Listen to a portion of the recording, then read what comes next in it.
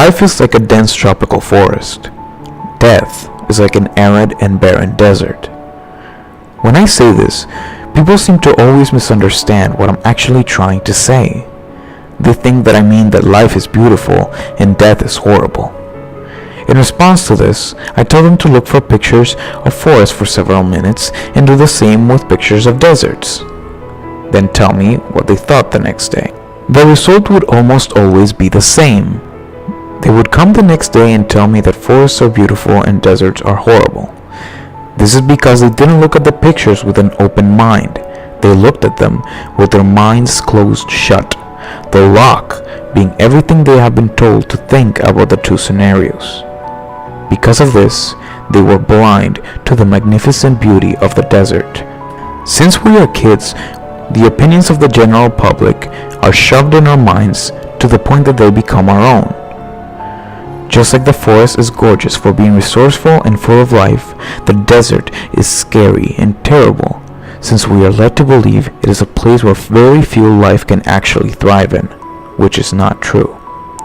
If they had put those apocryphal myths and prejudgments aside, they might have seen the wonderful beauty of the so-called lifeless desert and its counterpart death. If anything, that myth about the desert increases its beauty, a desolate place meant for those who are tired of life to rest. When I was a kid, I knew a lot of old people. I still do, but that's besides the point. So naturally came the time in which I had to witness some of them die. There was one man in specific that I really respected. When I was a kid, we would talk all the time about the current situations of the world, philosophy, life, and death. Whenever we did talk about that grim topic, I started to cry because I started thinking about him dying, and at the time, he was one of my best friends. I didn't want him to die. One of the times though, he told me that I shouldn't be sad, but in fact I should pray to God for that day to come sooner. At the time I didn't understand what he was saying. I couldn't. How could he wish his own death, I thought.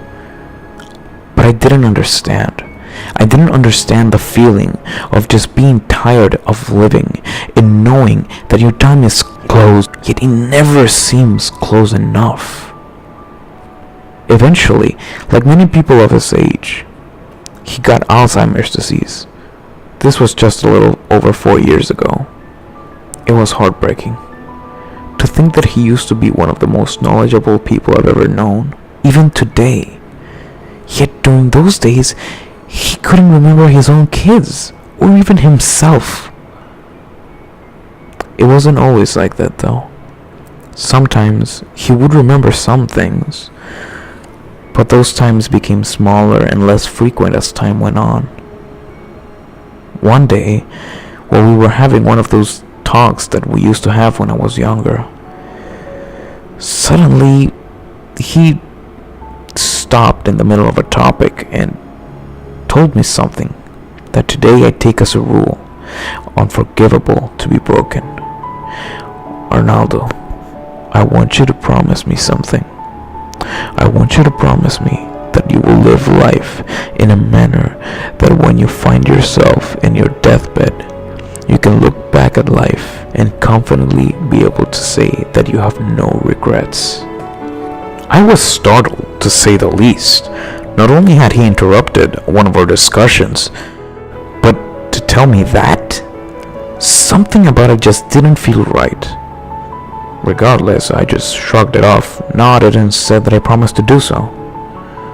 Then he smiled and closed his eyes, lied down. For a moment, I thought he was dying. But after a couple of seconds, he started snoring like a bear. Frankly, it would have been funny if I hadn't been so scared at the moment. Yet, later the snoring stopped, and it was replaced by this loud, high-pitched, incessant beep. It took me almost a minute to realize what had happened. He died. Yet somehow I didn't cry or even feel sad. How could I? He finally got the rest he had yearned for so long. After that, I have made it a point to live without regrets, so that when my time comes, I can sleep with a smile on my face.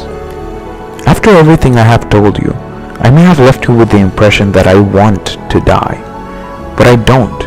In fact, death is something that I definitely avoid.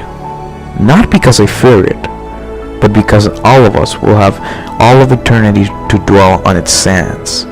But now we must climb the trees of life like there is no tomorrow, because for all we know, there won't be. We must live well, live fully, and most importantly, live without regrets. This I believe.